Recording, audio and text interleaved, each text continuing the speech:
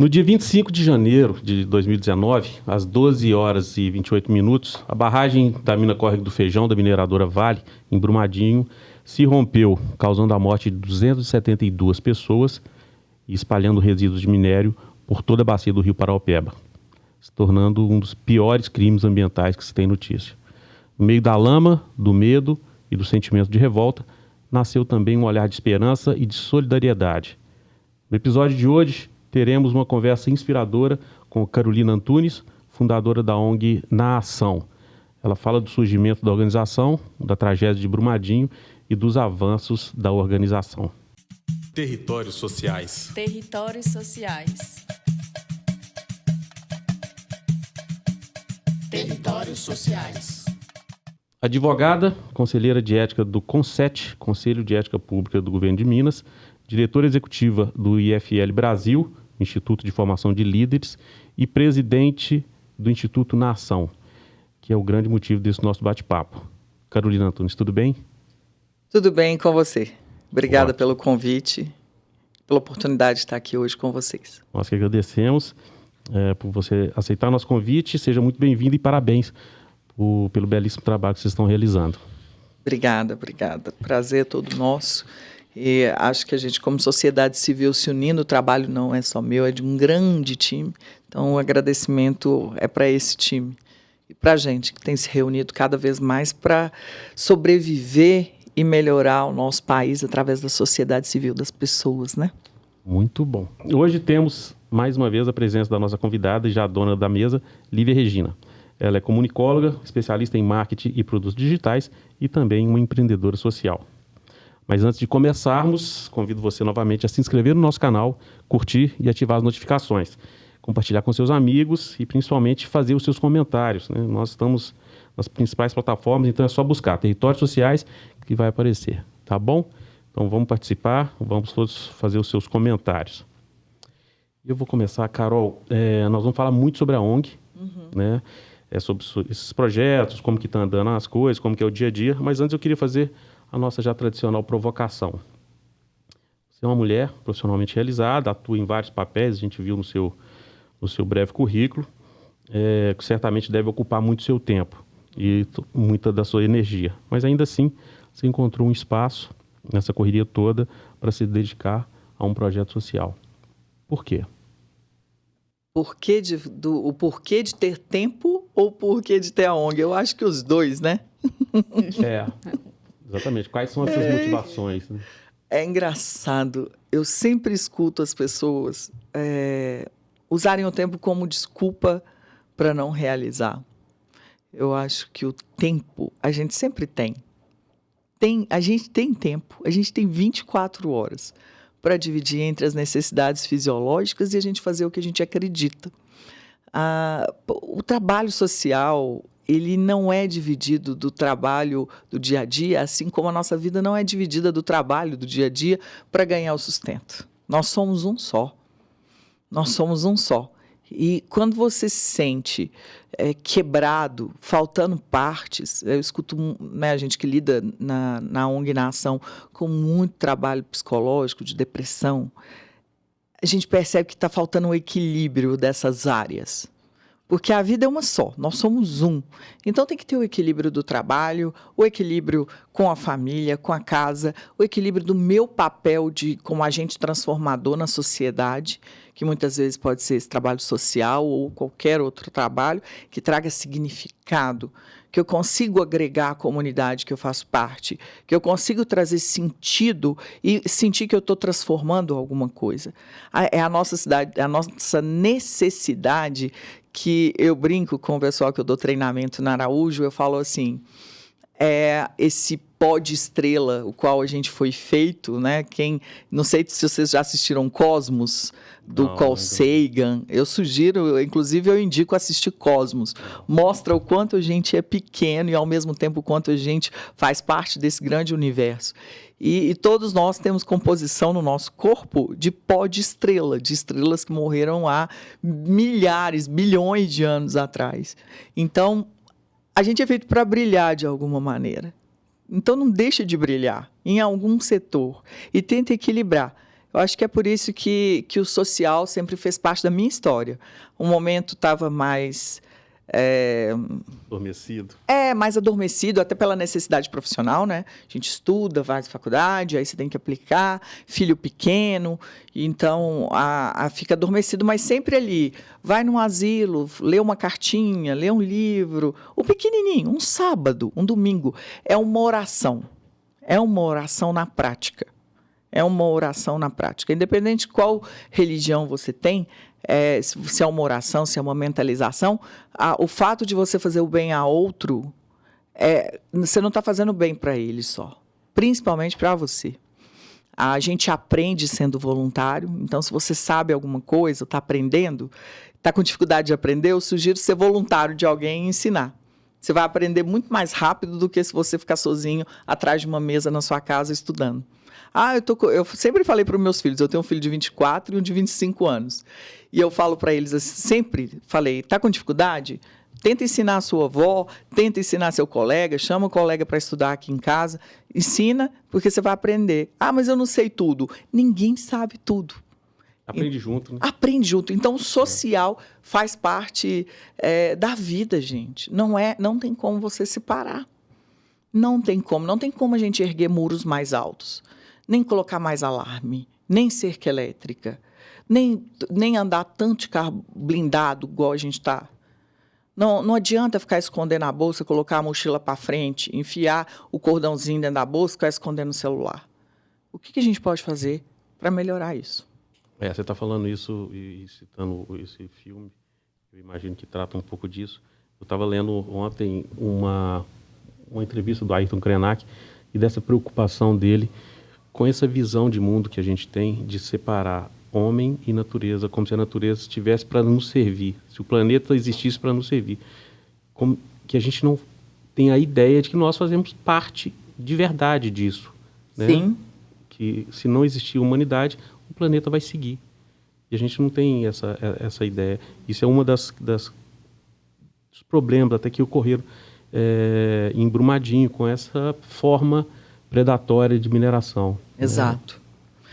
E, Carol, eu não acredito em coincidência. Eu acho que não é coincidente que exatamente ontem eu estava lendo um livro, chama O Caibalho. E aí ele fala justamente Como? sobre O Caibalho. O Caibalho. Quem escreveu?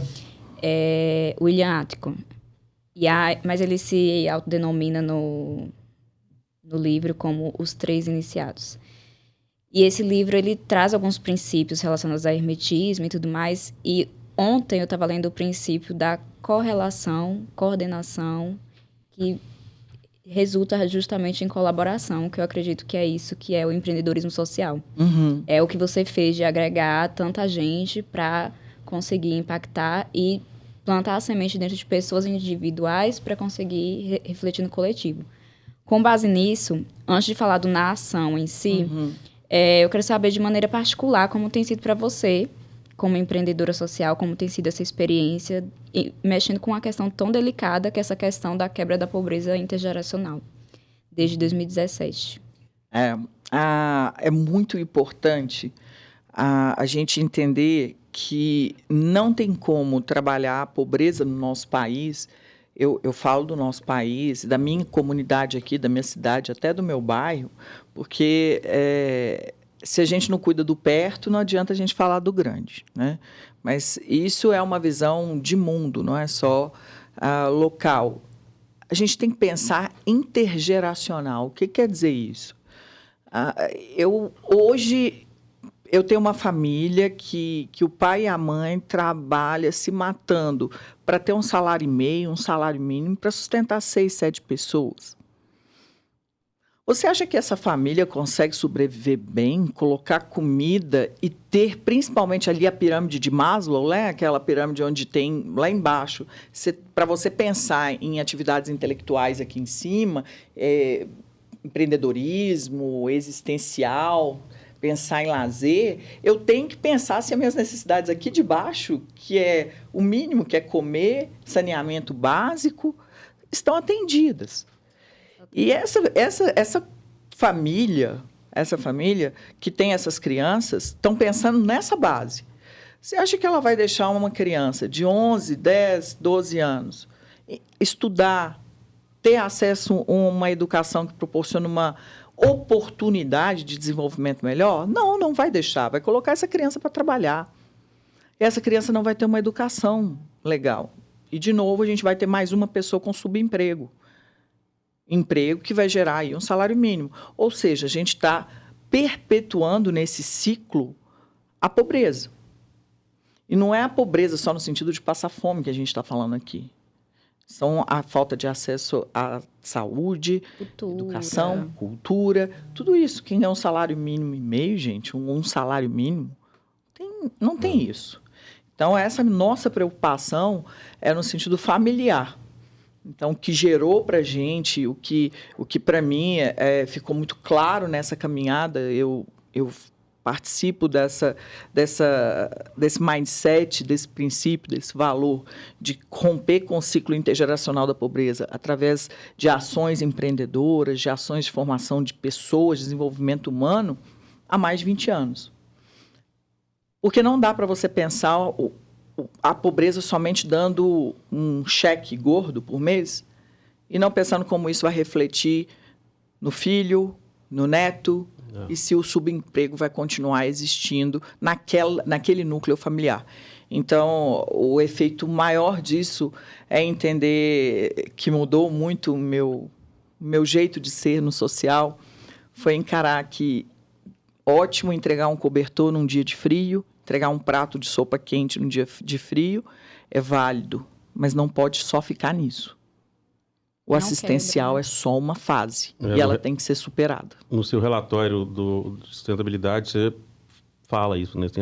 O assistencialismo é uma etapa. Exato. É só uma fase. É uma fase. É uma fase. E a gente não pode ficar nessa fase durante muito tempo. Por quê? Porque o nosso comprometimento de romper, ou pelo menos perturbar, romper é muito difícil, gente. É um trabalho, né?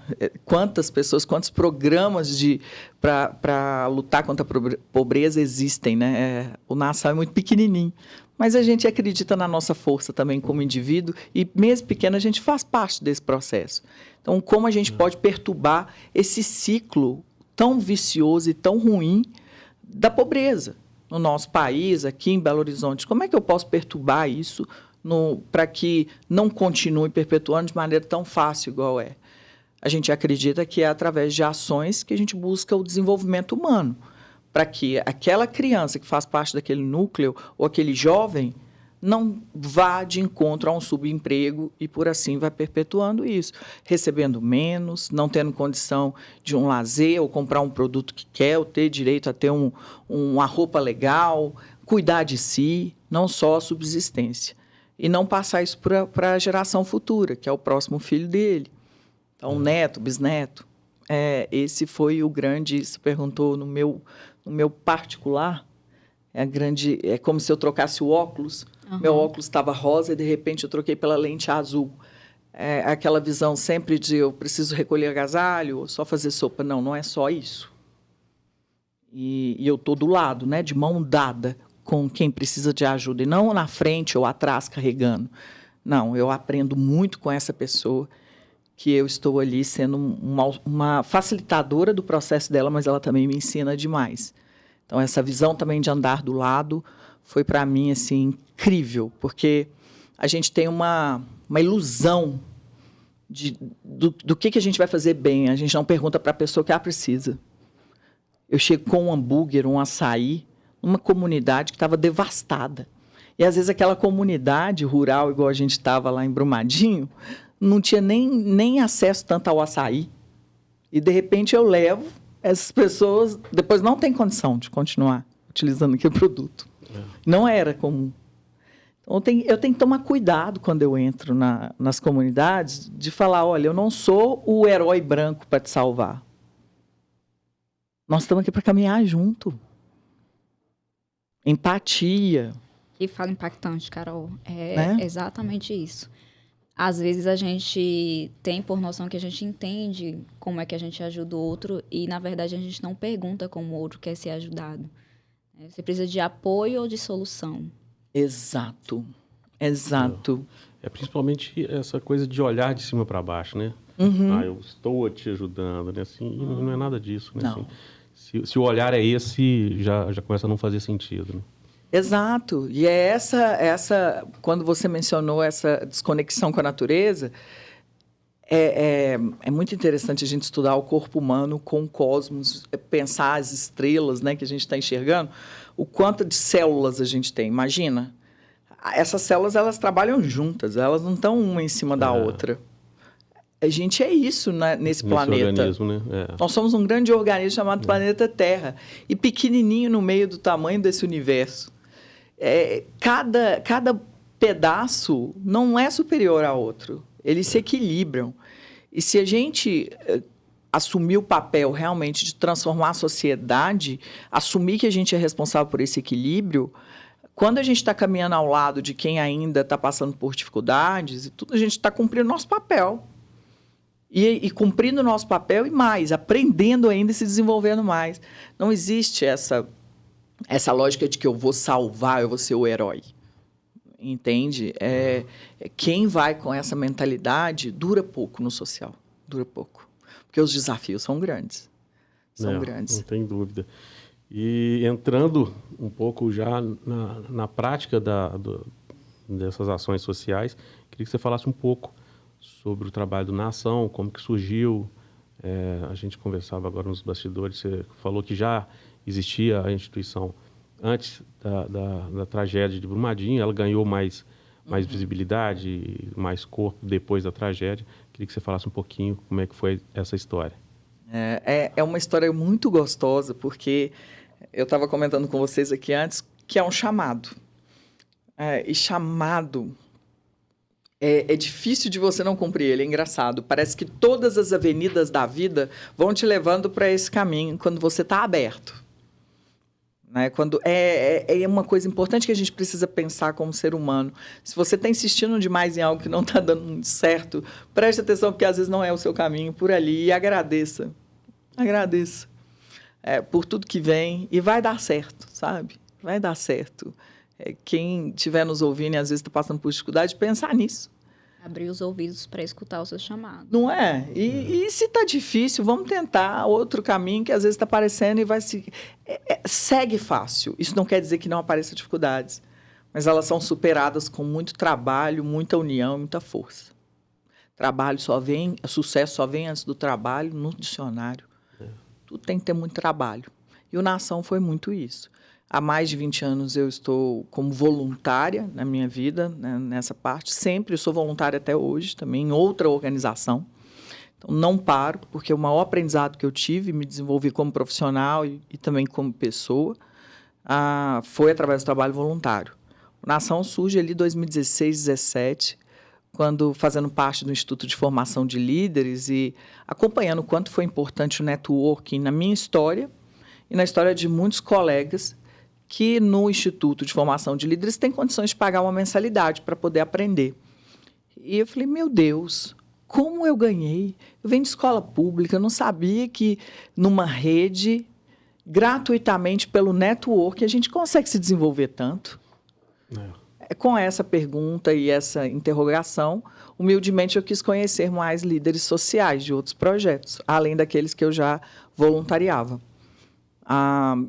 Eu pensei, eu não posso subir morro sem ter como oferecer algo. Vou tomar o tempo daquela pessoa comigo. Pensei, eu vou fazer um vídeo, vou editar, deixar bem bonito e vou deixar de presente para essa pessoa que dedicou o tempo comigo, conversando comigo. Que legal. Para essa pesquisa. E foi assim que surgiu a Nação. Vendo as dores de cada liderança social nos morros, desci isso para o asfalto e fazendo reunião com lideranças, numa coincidência também, num presente divino do prédio da Pedro II, um espaço doado para a gente começou a reunir lideranças sociais, lideranças que já estavam bem à frente, com projetos evoluídos, já dando muito certo, e lideranças estavam começando, passando por dificuldade. A gente reuniu, catalisou essa conversa e foram surgindo, eu estou precisando disso. Você pode me ajudar? Eu estou com deficiência na minha comunicação. O que eu faço? Foram quase mentorias, amizades, links que catalisaram bons projetos. Nisso agregou aí Fundação Dom Cabral, Sebrae. O Sebrae foi ainda é um grande parceiro nosso nesse trabalho que a gente chamou de Jornada na Ação. Tinha uma jornada de desenvolvimento, treinamento mesmo, para líderes sociais e empreendedores sociais. Então, começa a história basicamente nisso. 2019, rompe a barragem. Esse pessoal todo da nossa rede começou a ligar e a cobrar. E aí, gente? O Nação, vamos fazer alguma coisa, vamos nos mobilizar. O caminho foi surgindo, humildemente de novo. Vamos perguntar o que precisa, em vez da gente já adivinhar o que está precisando.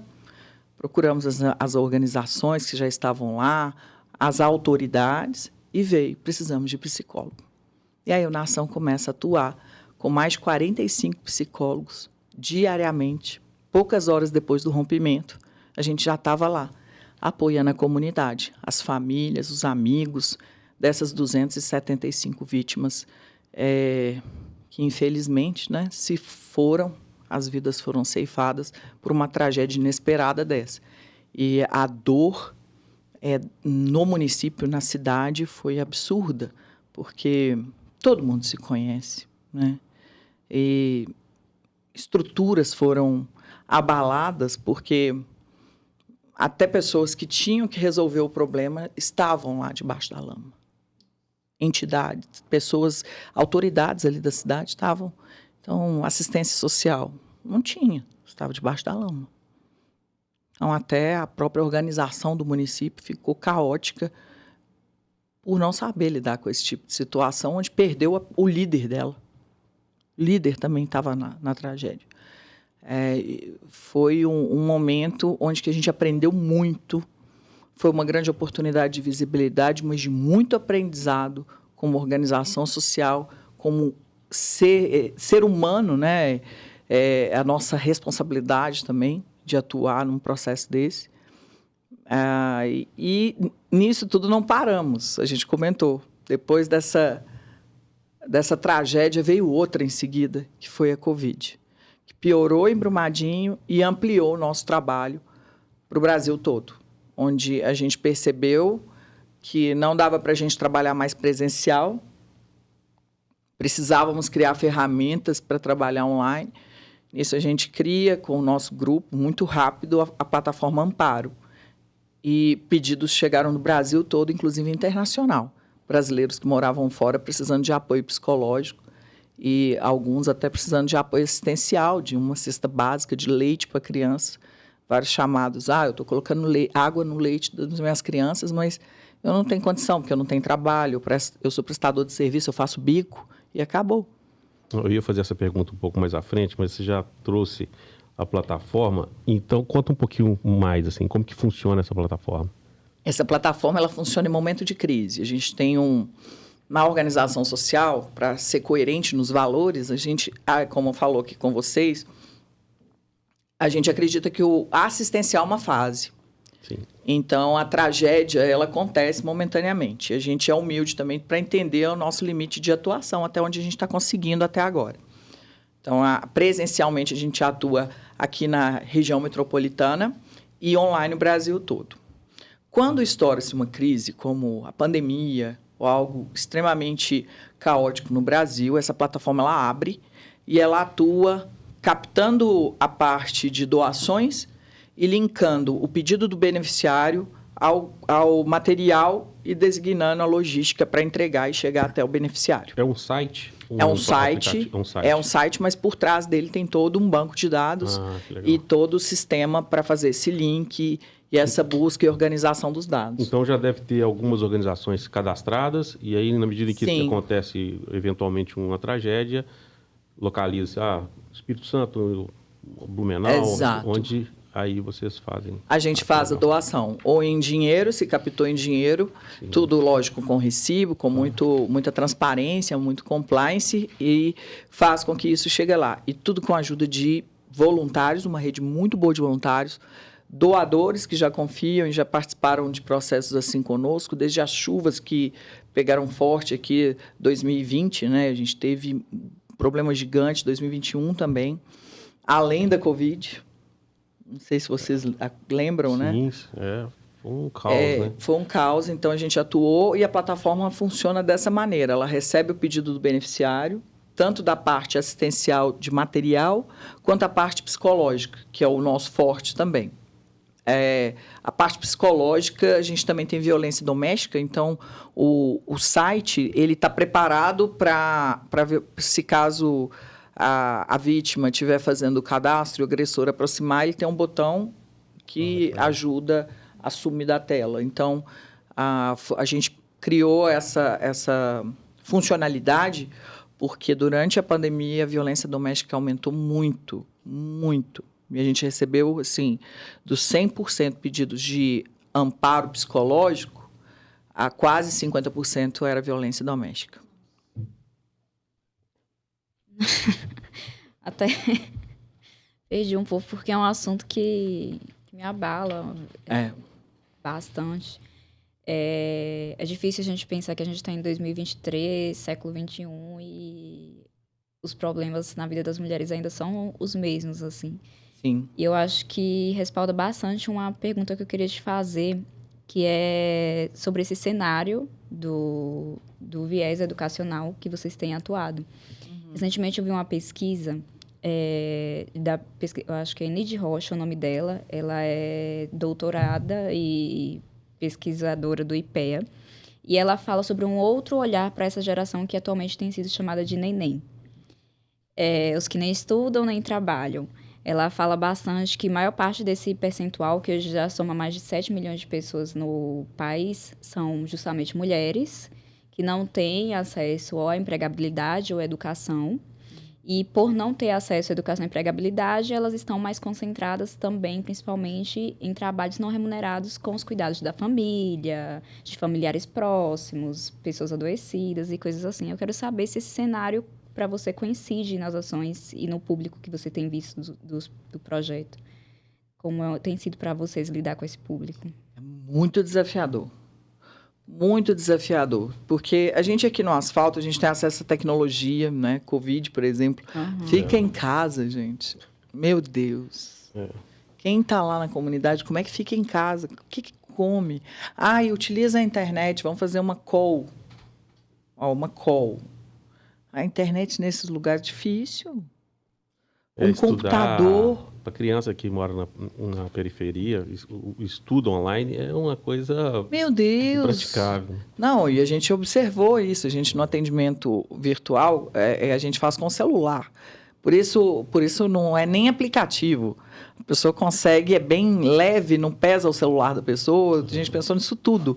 Porque a internet é ruim, o celular é ruim. Então, a gente via pela câmera, na hora do atendimento, do amparo psicológico, as casas, assim, é um cômodo de 2 quartos.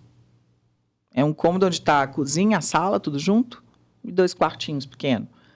Como é que a criança estuda? Todo mundo dentro de casa? Até o direito à privacidade mesmo, para conseguir Exato. desenvolver. Então, toda essa oportunidade tem que ser desenvolvida para a gente ter um profissional bem formado, um profissional que atenda às necessidades do mercado, elas estão bem distantes dessas famílias. Então, o nosso trabalho está muito em tentar diminuir essa distância, dar oportunidade de cargos interessantes para oferecer para o mercado pessoas mais preparadas, mas também essas pessoas terem acesso a essa preparação. E é um problema educacional nosso, né? Olha o currículo das escolas. Eu tenho muita propriedade para falar, porque eu venho de escola pública. Se eu não tivesse tido a oportunidade que eu tive de ter contato com outros profissionais de mercado, através do IFL e outras organizações que eu passei, outras ONGs, eu não teria a mentalidade que eu tenho e nem teria as oportunidades que eu tenho. Porque a nossa educação formal, gente, está muito distante do que o mercado precisa. Muito distante. Então, o neném, né? Ele nem trabalha e nem estuda porque está desconectada essa informação.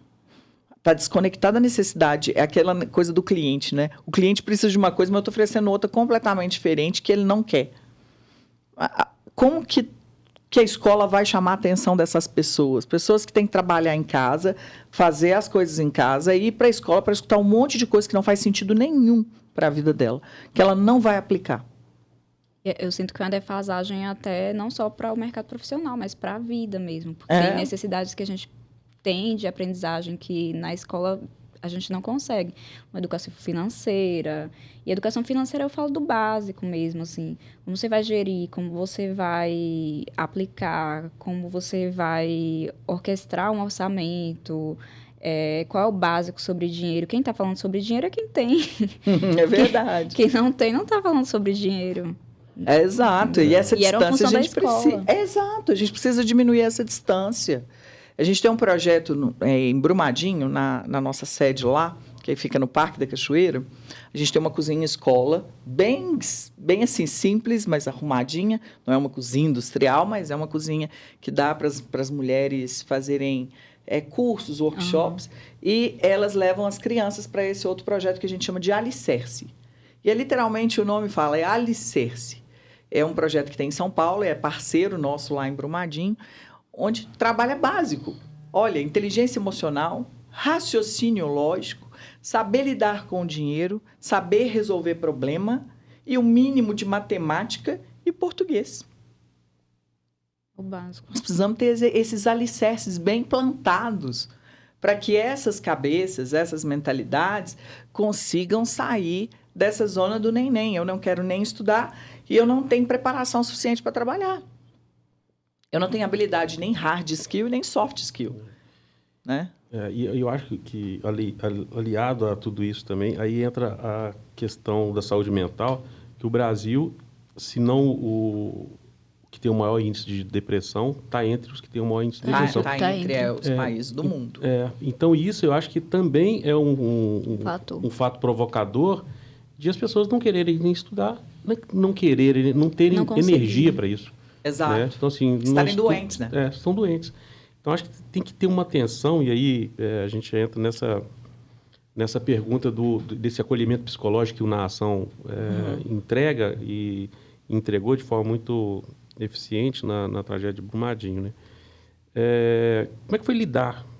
Né? A gente falou disso lá atrás. Um ano depois da tragédia, todo mundo já com a saúde mental muito abalada. 1 ano e 2 meses depois, nós temos o lockdown proibindo as pessoas de sair de casa por conta da Covid-19. Como que vocês atuaram nisso e até para vocês mesmos no atendimento? Como é que foi essa realidade, Carol? É uma realidade desafiadora, mas que a gente teve que tomar decisão. E aí vem o papel da liderança, né? Tem hora que você tem que tomar decisão. E aí, vamos ficar todo mundo aqui parado, esperando, assistindo, ou vamos tomar ações? Lógico, com segurança. E outro agravante, uma comunidade que já estava machucada, doente, se tratando, vem um outro agente externo, como a Covid, e piora ainda mais. Gatilha. Eu brinco que é como se tivesse apertado a sirene novamente lá da barragem, para eles, né? E a gente não pode abandonar, são famílias que a gente acompanha ali. A gente se reorganizou, treinou os voluntários, buscou apoiador com teste, né? Uma empresa, Centerlab, a Analisa, a Labtest, com os testes de Covid, nos apoiaram, doando esses testes. Então, a gente andava sempre com teste dos voluntários, doadores de álcool, EPI, a gente ia, mas entrava nos carros e ia de casa em casa das famílias que a gente atendia para manter as crianças com material escolar, gravou vídeo para conversar com as crianças, dando aula para as crianças, chamou parceiros para isso. A gente mobilizou os psicólogos para não só fazer o online, mas também telefonar para as famílias, porque como não tinha internet, a gente ligava para fazer o acompanhamento. Alguns psicólogos em situação de emergência foram lá na casa da família, conversando do lado de fora. A gente foi em casas de idosos, até um exemplo que aconteceu ali no Pires, ali perto. Uma senhora estava com as janelas tudo fechadas dentro de casa. Apavorada. Aí nós levamos uma assistente social, mais a psicóloga, para conversar com ela, explicar que não era bem assim, porque estava dando até poeira, né? Poderia ter problema respiratório, uma senhora aí de 80 anos, explicando para ela que a Covid não ia entrar pela janela. Olha a situação que chegamos, né? Então, teve de tudo que você puder imaginar nessa comunidade que já estava em pânico. E por que isso? Porque já está em estado de alerta. Como eu falei, apertou de novo a sirene ali. Fora isso, a gente também teve voluntários nossos. E aí que vem o grande trabalho nosso como organização social. A gente não pode cuidar só dos beneficiários externos. A gente tem também o nosso público interno. Sim. O voluntário, a gente tem que olhar para ele. E, nesse momento, tiveram vários voluntários que a gente teve que cuidar. E nossa equipe, coordenação da Nayara, é fantástico, fantástico. E não é à toa que nosso pilar, o nosso método que a gente criou, chama NIFE. O nosso método NIFE, ele tem a parte da psicologia passando em todas as etapas. Todas. A gente cuida da família dentro do método NIFE, que é o método Nação de autonomia intelectual, financeira e autonomia emocional. Que legal. Nesses pilares, a psicologia entra do início até o fim, acompanhando o desenvolvimento que a gente tem nas comunidades e com as famílias. Se a gente não tem um psicólogo junto, não dá para trabalhar. Eu iria pedir justamente para você falar um pouco mais do NIFE, que bom que você trouxe para a gente. Então, acho que a gente pode introduzir a reflexão.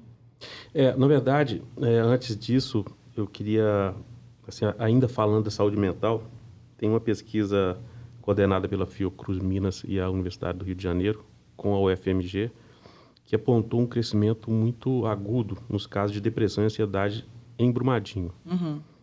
Ao mesmo tempo, isso a gente tem como notícia, um derramamento de dinheiro por conta das indenizações. Então, que isso trouxe uma euforia grande em muitas vítimas, em outros que estão na área de risco, e que tem trazido também alcoolismo, uso de drogas.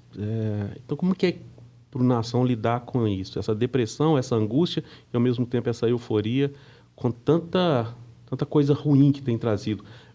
Além da lama, né, que foi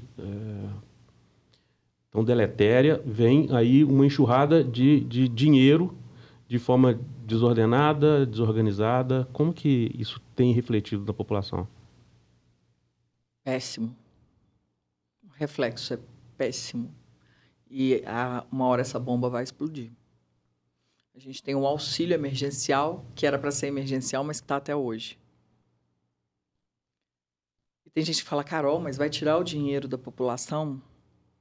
Olha só, gente, se o dinheiro por si só resolvesse, a gente já poderia ter juntado todos, distribuir uma grana para cada família do planeta e a gente não tinha pobreza. O grande problema é a não criação contínua de riqueza da própria pessoa. O trabalho dignifica, isso tem que ter continuidade. O que foi surgindo com o tempo? Já tinha um resquício na comunidade de alcoolismo, droga, violência. Isso está sendo trabalhado, mas, ao mesmo tempo, era uma comunidade mais tranquila. Ali era rural, principalmente a área atingida mesmo, que tem ali metros e metros de lama até hoje. É uma área rural. Então, dando um exemplo ali do Parque do Lago, Parque da Cachoeira, Pires, Tejuco, aquelas áreas mais próximas e mais carentes, o índice de alcoolismo aumentou muito. Mas aí você vai pegar um jardineiro que trabalhava para uma pessoa que tem um sítio ali, ele não quer ser jardineiro mais. Por quê? Se juntar ele, o filho dele, mais o outro filho, a esposa e ele, dá um rendimento mensal de 7 mil, 6 mil e pouco. Não chega nem perto do que ele recebia. Juntou o ócio com dinheiro. Exato! E, ao mesmo tempo que aconteceu, todos os bandidos da região descobriram que tem esse dinheiro rolando, supermercados mais cheios, porque as pessoas com dinheiro começaram a gastar mais, churrasco acontece a partir de quinta-feira, churrasco, cerveja, álcool. Então, aquelas famílias, e o que isso tem a ver com depressão, né? A gente acompanha famílias, principalmente muitas mulheres, que já tinham depressão e vinham trabalhando. Essas mulheres abandonam a terapia, continuam com os remédios que conseguem lá no posto de saúde ou no atendimento lá do CAPS, né? Consegue a receita, continua tomando remédio, mas está misturando com álcool, porque todo final de semana, churrasco. quinta-feira, sexta, o churrascão. Não estou dizendo que as pessoas não precisam disso. Sim. Estou dizendo que o excesso e o não dar o valor suficiente para a conquista do trabalho piora. E isso a gente está tendo crianças e adolescentes entrando nisso também. Não adianta dar o peixe Exato. e não ensinar como pesca, na verdade, porque acaba, né? Em algum momento acaba. E é o município todo sendo invadido por pessoas, criminalidade. Então, é um processo difícil, que a gente está vendo alguns efeitos, mas o efeito pior vai vir quando esse auxílio emergencial for tirado, quando acabar. Principalmente que a economia do município, ela não se sustenta se não houver essa injeção de recursos, como a Vale tem feito, né? Exato. Então, ela injeta dinheiro de forma desordenada, sem estimular o trabalho, sem promover desenvolvimento, e daí a pouco isso vai sair, e aí a economia do município, como é que fica? Exato. Né? Eu acho que tem que haver um comprometimento aí de todos, né? O governo também, o Ministério Público, todos terem uma preocupação, um olhar dedicado a isso, porque a Vale também está cumprindo uma sentença, né? Sim. É obrigatório. Se ela não cumprir, ela é penalizada. Então, eu acho que tem que ter um comprometimento não só aí da Vale, mas de todos, de ter esse olhar mais cuidadoso com a comunidade, porque a hora que isso terminar, os efeitos deletérios disso tudo vão ser grandes, principalmente para a nova geração. A mineração está lá e vai continuar. Como a gente pode unir a atividade de mineração para beneficiar também o município e fazer com que as gerações melhorem? A mineração também está evoluindo, precisa evoluir, precisa trazer uma maneira melhor de lidar com os rejeitos, de como fazer sem prejudicar tanto o nosso sistema num todo, não só o planeta, não só a terra, não só o ecossistema, mas também faz parte do ecossistema o ser humano.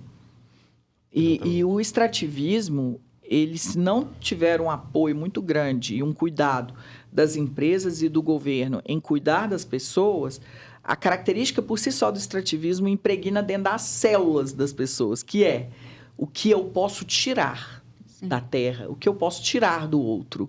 Aquela visão de que a gente pode se agregar, parece que ela vai sumindo na comunidade. Foi bem interessante quando a gente chegou, a gente teve que ir na escola municipal explicar o que é trabalho voluntário, porque a comunidade e as crianças não sabiam que era trabalho voluntário. Nossa. Achavam que a gente ia ganhar dinheiro da Vale. Ou dinheiro do governo, de alguma maneira. Não entendiam o que é trabalho voluntário. Não tinha esse conceito desenvolvido de que alguém pode entregar um tempo da sua vida sem ganhar nada. Financeiro, né? Sim, que pode haver trocas mútuas. Não existe, porque louco. O extrativismo é o quê? Tirar. Entende? Extrair. Então, é um trabalho que a gente percebe, tem algumas mineradoras que vêm fazendo esse trabalho para que a comunidade também não se empobreça até mentalmente. Intelectualmente. Porque se você não tem uma motivação, um propósito claro para fazer alguma coisa, para estudar, para trabalhar, o que você vai fazer? Exato. Então, o que a gente fez, né?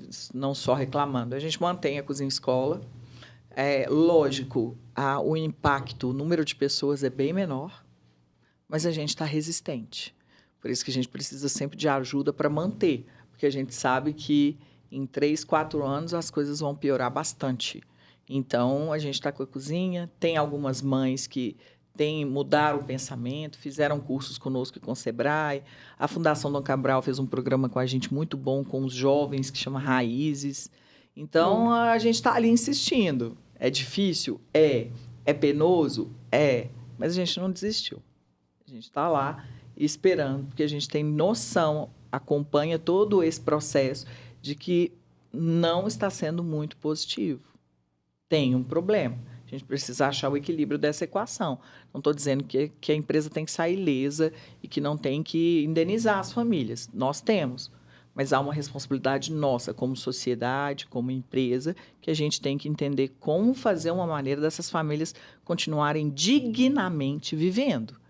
E a dignidade é trabalho, família, liberdade e vida. Como? Como que a gente faz isso? Não é só entregar tudo. Exatamente. Bom, nós temos um nosso momento de reflexão, onde a gente sempre traz uma frase, um pensamento, mas esses pensamentos que a gente tenta inspirar os nossos espectadores, mas dessa vez eu quero propor uma reflexão. Você é presidente do IFL Brasil, que o IFL tem um norte, o pensamento liberal. Sim. Né? Você acha que é possível conciliar o pensamento liberal com a preservação do meio ambiente, aí pensando exatamente nessa história aí do rompimento da barragem, onde a mineradora não tem, não que ela não tenha, né, mas assim, não há organismos de fiscalização tão eficientes. Então, é possível pensar, porque o que houve foi um crime, né? Houve um crime onde as pessoas queriam ter lucro a qualquer custo, e aí acabou trazendo essa tragédia toda. O pensamento liberal, ele consegue conviver com esse pensamento, com esse olhar mais cuidadoso com o meio ambiente? Total. Sabe qual a base dos nossos valores? Igual eu acredito no liberalismo como uma filosofia de vida, vamos dizer assim. Além do que eu sou cristã. Vida, liberdade e propriedade. Não existem separados. Não existem. Entendeu?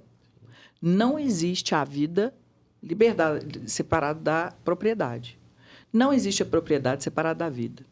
Não existe a vida, a propriedade separada da liberdade. E não existe a liberdade sem vida e sem propriedade. São os nossos valores. Se a minha propriedade está atrapalhando a vida, isso não é ser liberal. Se eu tenho liberdade com uma falsa propriedade e uma vida limitada através de censura, não é isso que a gente acredita. Entende? Então, o trabalho da empresa tem que estar coordenado com esse equilíbrio de respeito à vida. Não tem outro jeito. É valor nosso. Então, não tem essa de que o lucro ele cega os princípios e os valores. Não, os valores têm que estar impregnados na empresa para que a empresa gere lucro. Lucro é preciso. Na vida, nossa, como ser humano, a gente tem que ter lucro. Não só a empresa. Por quê? Nós temos que ter aquilo que a gente falou, cultura, lazer, uma boa educação. Não é só arroz e feijão. Entende? Não é só arroz e feijão. E você consegue ir acima se você ganha e sobra. Além do básico da pirâmide de Maslow, sobra para você ter dignidade. Isso é para a gente o lucro. O lucro ele serve para você crescer, para você melhorar. Mas o lucro não se justifica se tiver rompendo um dos nossos valores. Não tiver... O tripé tem que estar ali. Equilibrado, né? Então, isso, as pessoas confundem muito. Por quê?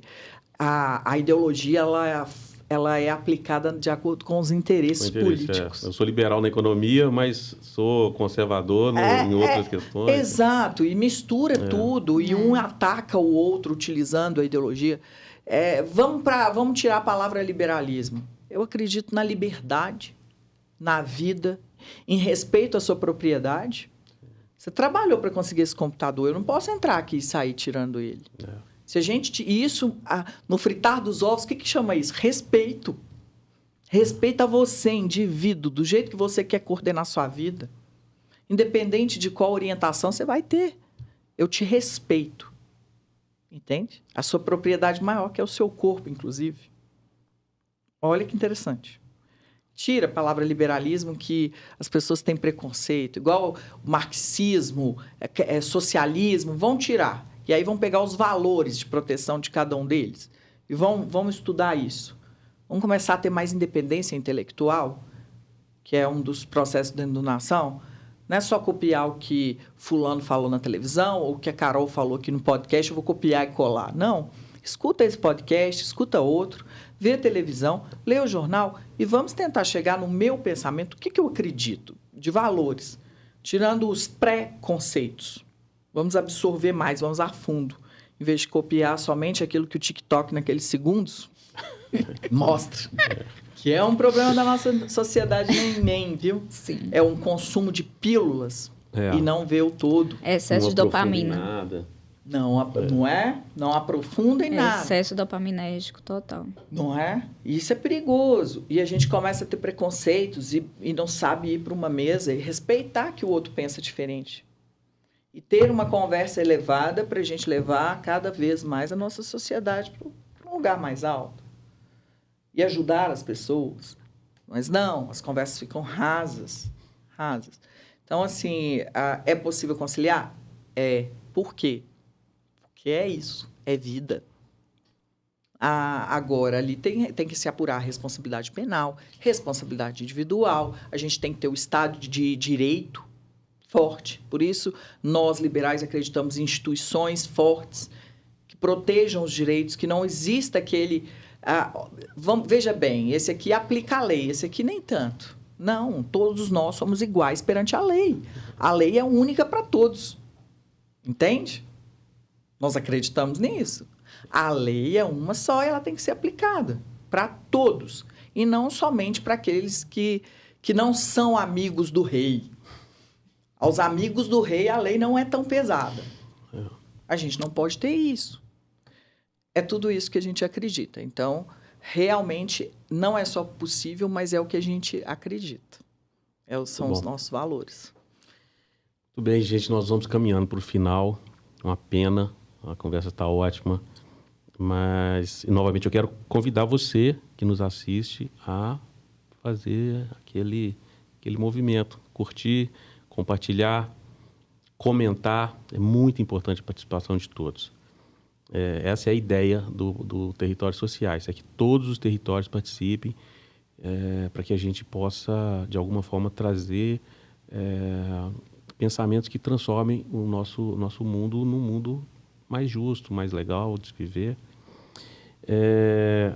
E até agora a hora do nosso merchan social, que é um espaço que a gente abre para o empreendedor para falar um pouco mais dos contatos, de algum projeto que está acontecendo. Então, fique à vontade, falar de como ser voluntário, como que pode ajudar, como que pode doar. Fique à vontade, então, Carol. Quem gostou dessa conversa, quem se sentiu tocado e tiver com vontade de ajudar como voluntário ou como doador, é só nos procurar ali no site naação, tudo junto, .com.br, ou mande um e-mail para a gente, contato@naação.com.br. A gente também tem um telefone, que é 31 9197 3535, 31 9197 3535, que as meninas estão lá precisando de ajuda também. Acho importante a gente deixar esse espaço, quem precisar de ajuda, a gente tem um amparo, então mandando ali no WhatsApp ou e-mail, a gente consegue ajudar quem precisar. E assim, gente, tem muitos projetos acontecendo. Um deles é o Alicerce, que as crianças estão em Brumadinho. E a gente também tem agora o Dia das Crianças aproximando. Então, quem quiser doar brinquedo, quem quiser, de alguma maneira, atuar como voluntário, a gente tem projetos que vão acontecer agora em outubro e novembro, tanto com crianças quanto com adultos. A gente, com o Banco Inter, também vai fazer um grande projeto. Lá para jovens com gincanas de profissões. Então, quem tiver interesse de estar lá conosco, é só entrar em contato ou por telefone ou pelo nosso e-mail contato@naação.com.br. Muito obrigada pelo espaço. Isso é tão importante para nós, é tão importante dar voz, né, aos projetos e aproveitar e agradecer todo o meu time que, por mais que a gente está passando por um processo de reestruturação lá na organização, É incrível como está todo mundo forte, determinado e unido para a gente fazer acontecer e deixar o Nação agora mais ainda forte para os próximos anos que vão seguir. Muito bom. Nós é que agradecemos, realmente a conversa foi ótima, vocês estão assim, de parabéns, o projeto é lindo. Agradecer a Lívia Regina novamente por trazer um pouquinho do seu conhecimento, do seu tempo, dedicar um pouquinho do seu tempo para esse bate-papo. E a você que nos acompanhou, muito obrigado. Continue nos acompanhando, novamente curta, compartilhe. E é isso aí. Grande abraço. Territórios sociais. Territórios sociais. Territórios sociais.